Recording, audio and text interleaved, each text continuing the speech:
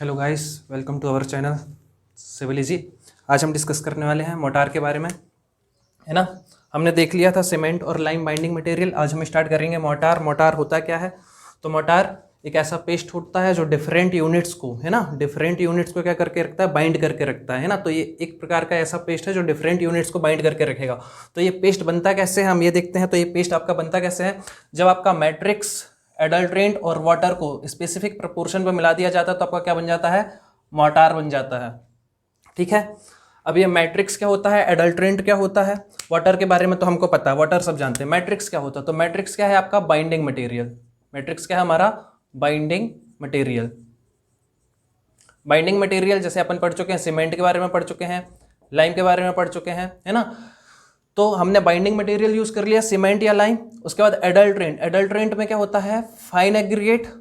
जैसे एग्जांपल में यदि मैं लिखना चाहूं तो आपका जैसे सैंड हो गया, है ना, सुर्खी हो गया, तो ये आपका फाइन एग्रीगेट है। तो जब हमने बाइंडिंग मटेरियल, फाइन एग्रीगेट और वाटर को सही प्रोपोर्शन पे मिलाया, स्पेसिफिक प्रोपोर्शन में मिलाते हैं तो हमारा क्या बन जाता है? मोटार बन जाता है। और इस मोटार का काम क्या होता है? डिफरेंट यूनिट्स को बाइंड करके रखने का। ठीक है। अच्छा, उसके बाद यहां पर ये याद रखना, एडल्ट्रेंट में आपका कोर्स एग्रीगेट शामिल नहीं होते हैं, सिर्फ फाइन एग्रीगेट ही शामिल होते हैं। ठीक है। मोटार की यदि हम बात करें तो इसका यूज कहां पर होता है? तो हम सब जानते हैं मोटार का यूज कहां पर होता है। मैशनरी वर्क में यूज करते हैं, चाहे ब्रिक मैशनरी करो या स्टोन मैशनरी करो, प्लास्टरिंग वर्क में भी हम क्या करते हैं? मोटार का यूज करते हैं। ठीक है। अब हम देखते हैं इसका क्लासिफिकेशन। क्लासिफिकेशन ऑफ मोटार दो प्रकार से किया गया है, एक तो बल्क डेंसिटी के हिसाब से और एक किया गया है आपका बाइंडिंग मटेरियल के हिसाब से। यदि bulk density, density equal to क्या होता है? Mass upon volume. ठीक है। यदि बल्क डेंसिटी की यदि मैं बात करता हूं तो total mass upon total volume. इसके हिसाब से यदि हम देखते हैं तो एक होता है हमारा हैवी मोटार और एक होता है हमारा लाइट मोटार। यदि बल्क डेंसिटी हमारी 1500 kg पर मीटर क्यूब से ज्यादा है तो क्या हो जाएगा? हैवी मोटार हो जाएगा। और यदि बल्क डेंसिटी हमारी 1500 मीटर kg पर मीटर क्यूब से यदि कम है तो क्या हो जाएगा? लाइट मोटार हो जाएगा। ठीक है। कहने का मतलब यह है कि यदि एक कंटेनर हम ले रहे हैं जिसका वॉल्यूम कितना है? 1 मीटर क्यूब का है ना। यदि इस पे कोई मटेरियल फिल है जिसका मास जो है 1500 kg से ज्यादा है तो डेंसिटी आपकी क्या बन जाएगी? 1500 kg पर मीटर क्यूब। यदि इससे ज्यादा है तो क्या हो जाएगा? Heavy motor. यदि इससे कम है तो क्या हो जाएगा? वो लाइट मोटार हो जाएगा। ठीक है। उसके बाद यदि हम बाइंडिंग मटेरियल के हिसाब से इसका क्लासिफिकेशन करते हैं तो हमारे पास होता है लाइम मोटार, सीमेंट मोटार, सुर्खी मोटार या गेज मोटार, है ना। तो हमने यहाँ पर डिफरेंट बाइंडिंग मटेरियल यूज किए हुए हैं। जैसे यहाँ पर हमने लाइम यूज किया हुआ है, यहाँ पर हमने सीमेंट यूज किया हुआ है और यहाँ पर हमने सुर्खी यूज किया हुआ है ना। तो हमने अलग अलग बाइंडिंग मटेरियल यूज करके और अपना क्या बना लिया? मोटार बना लिया। सबसे पहले हम देखते हैं लाइम मोटार। लाइम मोटार क्या होता है? Prevent shrinkage and penetration of rain water.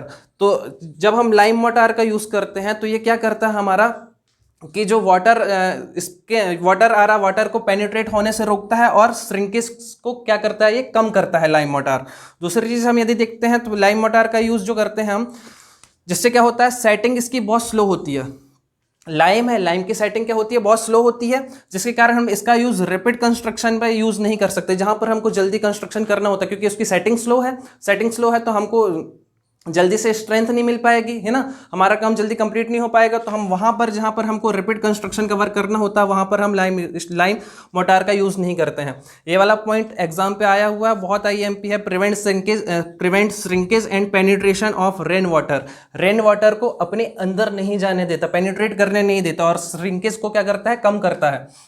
Next यदि हम बात करते हैं लाइम मोटार के बारे में तो नेक्स्ट पॉइंट है हमारा rate of gain of strength and ultimate strength is lower as compare to cement mortar. Cement mortar की तुलना पे यदि हम देखें तो इसकी अल्टीमेट स्ट्रेंथ कम होती है ना, और ये जल्दी से हमको स्ट्रेंथ नहीं देता, है ना। इसकी जो गेन ऑफ स्ट्रेंथ है वो, rate of gain of strength है वो क्या होता है? बहुत कम होता है सीमेंट मोटार की तुलना में। नेक्स्ट कुछ कोड भी हैं इसके जो हमको याद रखने हैं।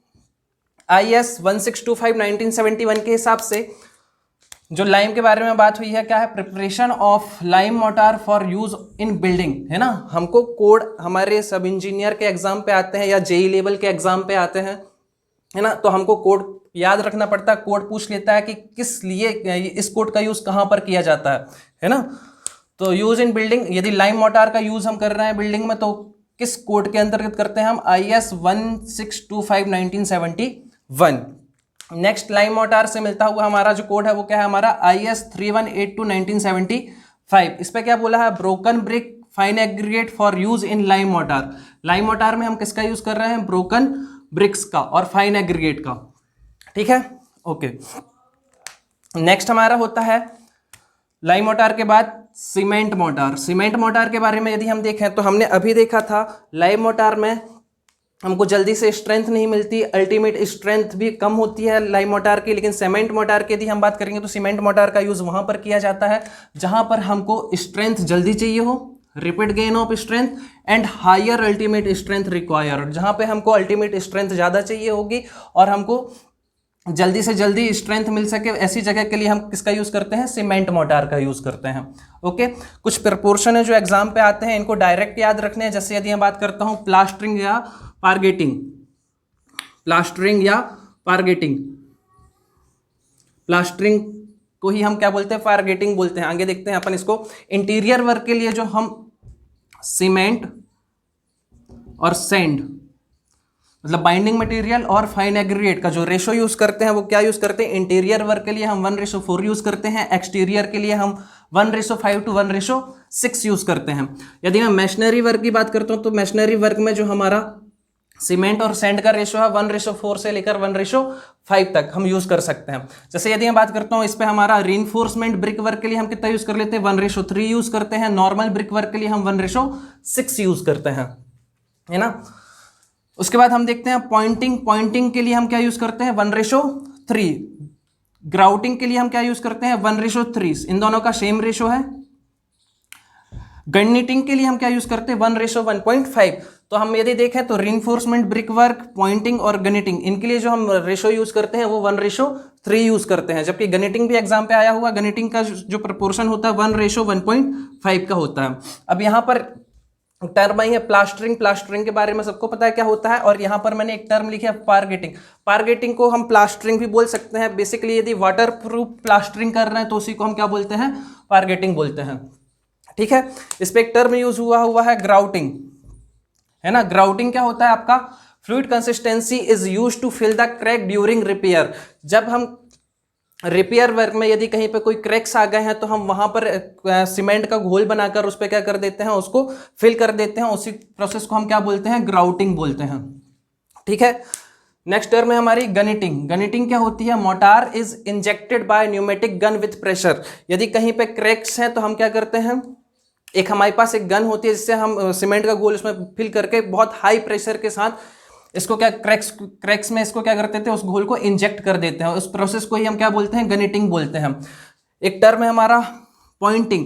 तो जब हम ब्रिक मशीनरी का वर्क किया है तो हो सकता है कि मोटार को अच्छी तरीके से फिल ना किया गया हो, तो उस टाइम पे अपन क्या करते हैं, जब प्लास्टरिंग कर रहे होते तो उससे पहले हमको क्या करना पड़ता है, वहां पर हमको मोटार को फिल करना होता है। उसी प्रोसेस को ही हम क्या कहते हैं, पॉइंटिंग। उसी टर्म को हम क्या बोलते हैं, पॉइंटिंग कहते हैं, ठीक है। नेक्स्ट टर्म है हमारे पास पोर्टिंग। पोर्टिंग भी गनिटिंग जैसा ही है, method of injecting epoxy in gap of cracks for repairs. तो सेम टर्म है उसी के जैसे ही। तो हमने देख लिया अभी तक लाइम मोटार, सीमेंट मोटार, ठीक है, लाइम मोटार, सीमेंट मोटार। अब हम देखते हैं क्या हमारा नेक्स्ट कौन सा मोटार था, सुर्खी मोटार। अब हम यहाँ पर बाइंडिंग मटेरियल के रूप में किसका यूज कर ले रहे हैं, सुर्खी मोटार का। सुर्खी जो होता है वो एक पोजोलोनिक मटेरियल होता है। पोजोलोनिक मटेरियल का यूज हम क्यों करते हैं, पोजोलोनिक मटेरियल जैसे कि आपका वॉल्केनिक एश भी होता है, आपका सुर्खी भी आपका पोजोलोनिक मटेरियल है। तो पोजोलोनिक मटेरियल का यूज करने से श्रिंकेज क्या हो जाता है, कम हो जाता है ना। पोजोलोनिक मटेरियल श्रिंकेज को कम करते हैं, रिड्यूस करते हैं। तो सुर्खी is a pozzolanic material used in ordinary work. Ordinary work में यूज करते हैं। ऑर्डिनरी वर्क में ही क्यों यूज करते हैं, या हम बोल सकते हैं इसको एक्सटीरियर वर्क में यूज नहीं कर सकते, क्योंकि ये क्या करता है, कुछ टाइम के बाद after some time it's deteriorate, ठीक है। ये क्या करने लगता है, धीरे धीरे चीजों को क्या करने लगता है, डिसइंटीग्रेट करने लगता है, ठीक है। तो ये डिटोरिएट हो जाता है, इसलिए हम सुर्खी का जनरली यूज नहीं करते हैं आईएमपी वर्क्स के लिए या मेजर वर्क के लिए। हम माइनर वर्क्स के लिए इसका यूज कर सकते हैं, या ऑर्डिनरी वर्क के लिए हम सुर्खी का यूज कर सकते हैं। नेक्स्ट है हमारे पास गेज मोटार। नेक्स्ट है हमारे पास गेज मोटार। गेज मोटार क्या होता है हमारा, तो हमारे पास जो लाइम लाइम मोटार थी, यदि हमको लाइम मोटार की ड्यूरेबिलिटी और स्ट्रेंथ को इंक्रीज करना है ना, यदि हमको लाइम मोटार की स्ट्रेंथ या ड्यूरेबिलिटी को इंक्रीज करना है तो हम उस पर थोड़ी सी क्या मिला देते हैं, सीमेंट मिला देते हैं, तो इसका नाम हो जाता है गेज मोटार। इसमें जो सीमेंट और लाइम का जो रेशो होता है वो क्या होता है आपका, यदि आपने 1% सीमेंट का मिलाया तो 6% आपका क्या रहेगा, लाइम का रहेगा। 1:6 से लेकर 1:8 तक आपका ये लाइम और सीमेंट और लाइम का प्रपोर्शन होता है। कुछ और कोड होते हैं आपके लाइम से मोटार से रिलेटेड जो कि हमको याद रखने हैं। कुछ और कोड है IS 2116/1965, ये क्या है आपका, specification for sand and masonry mortar. IS 1344/1968, ये किसके लिए है, तब specification for burnt clay and pozzolana. IS 3812/1981, ये किसके लिए है, fly specification for fly ash for use of pozzolana and admixture. ठीक है, यहाँ तक की चीज़ें समझ में आ गई होंगी आपको मोटार के बारे में। मोटार के बारे में हमने कुछ नहीं पढ़ा, मोटार क्या होता है वो देखा हमने, क्लासिफिकेशन देखा, 2 तरीके से क्लासिफिकेशन किया गया था और उस पर बल्क डेंसिटी के हिसाब से क्लासिफिकेशन किया, बाइंडिंग मटेरियल के हिसाब से क्लासिफिकेशन किया, लाइम मोटार, सीमेंट मोटार, सुर्खी मोटार और गेज मोटार, है ना, ये सारी चीज़ें हमने देखी। यहाँ तक मेरे ख्याल से कोई दिक्कत नहीं होगी आपको। कुछ हमने टर्म भी डिस्कस की, एग्जाम के लिए IMP हैं आपके। हम डिस्कस कर लेते हैं जो हमने सीमेंट और लाइम पढ़ा हुआ है उसके IS कोड के बारे में, है ना। तो standard sand, specification for standard sand, ये जो आपको इसका जो स्पेसिफिकेशन मिलेगा स्टैंडर्ड सैंड का, वो किस कोड के अंतर्गत मिलेगा, IS 650/1967। नेक्स्ट है हमारा मैशनरी सीमेंट। मैशनरी सीमेंट का जो स्पेसिफिकेशन है वो किस कोड के अंतर्गत है, IS 3466/1967। नेक्स्ट है हमारा टेस्टिंग ऑफ सीमेंट। जो हमने सीमेंट के टेस्ट पढ़े हैं वो किस कोड के अंतर्गत हैं, तो वो हैं आपके IS 4031/1968। स्ट्रक्चरल यूज़ के लिए जो हम हाई एल्यूमिना सीमेंट यूज़ कर रहे हैं उसका स्पेसिफिकेशन किस कोड के अंतर्गत है, तो IS 6459/1972 के अंतर्गत। Next specification for Portland pozzolana cement. जो हमारी पोर्टलैंड पोज़ोलाना सीमेंट है उसका स्पेसिफिकेशन हमारे किस कोड के अंतर्गत है, IS 1489/1976 के अंतर्गत है। नेक्स्ट हम आगे यदि बात करते हैं हमारा जो हमारी पोर्टलैंड स्लैग सीमेंट है, पोर्टलैंड स्लैग सीमेंट का जो स्पेसिफिकेशन है वो किस कोड के अंतर्गत है, IS 455/1976 के अंतर्गत। नेक्स्ट रैपिड हार्डनिंग सीमेंट, जो जल्दी सेट हो जाती है ऐसी सीमेंट। रैपिड हार्डनिंग सीमेंट का जो स्पेसिफिकेशन है वो किस कोड के अंतर्गत है, IS 8041/1978। नेक्स्ट हमारी sulphate resisting cement. Sulphate resisting cement की यदि मैं बात करता हूँ इसका स्पेसिफिकेशन है IS 2330/1988 के अंतर्गत। हाई स्ट्रेंथ पोर्टलैंड सीमेंट की यदि बात करते हैं तो हाई स्ट्रेंथ पोर्टलैंड सीमेंट का जो आपका IS कोड है वो आपका है IS 8112/1989। नेक्स्ट है हमारी वाइट सीमेंट। वाइट सीमेंट का जो स्पेसिफिकेशन है वो किस कोड के अंतर्गत है, हमारा IS 8042/1989 के अंतर्गत। तो हमने जो सीमेंट वाला जो टॉपिक पढ़ा था उसका जो उसमें जो IS कोड यूज हुए हैं वो ये सारे IS कोड यूज होते हैं, है ना। ये सारे IS कोड हमको किसी न किसी एग्जाम पे देखने को मिल जाते हैं कि किससे रिलेटेड है। नेक्स्ट हमने पढ़ा था लाइम के बारे में। तो लाइम के IS कोड कौन कौन से हैं, सबसे पहले हम देखते हैं हमारा method of sampling and test for quick lime and hydrated lime. Hydrated lime और क्विक लाइम के जो टेस्ट हैं वो किस IS कोड के अंतर्गत मिलते हैं, IS 1514/1959 के अंतर्गत। Glossary of term relating to building lime, तो ये जो आपको मिलेगा ये किस कोड के अंतर्गत मिलेगा, IS 6580/1972। Method of test for building lime के जो टेस्ट है ना, टेस्ट की जो मेथड्स हैं वो किस कोड के अंतर्गत मिलेगी, IS 6932/1973। और इस पर पार्ट 1 से लेकर पार्ट 10 तक आपको जो मिलेगा वो मेथड ऑफ टेस्ट मिलेंगे बिल्डिंग लाइम के। नेक्स्ट हमारा IS 712/1984 है ना, ये किससे रिलेटेड है, स्पेसिफिकेशन फॉर बिल्डिंग लाइम से रिलेटेड है, ठीक है। और हमने IS 712 के हिसाब से अपना क्या किया था, लाइम का क्लासिफिकेशन भी किया हुआ था।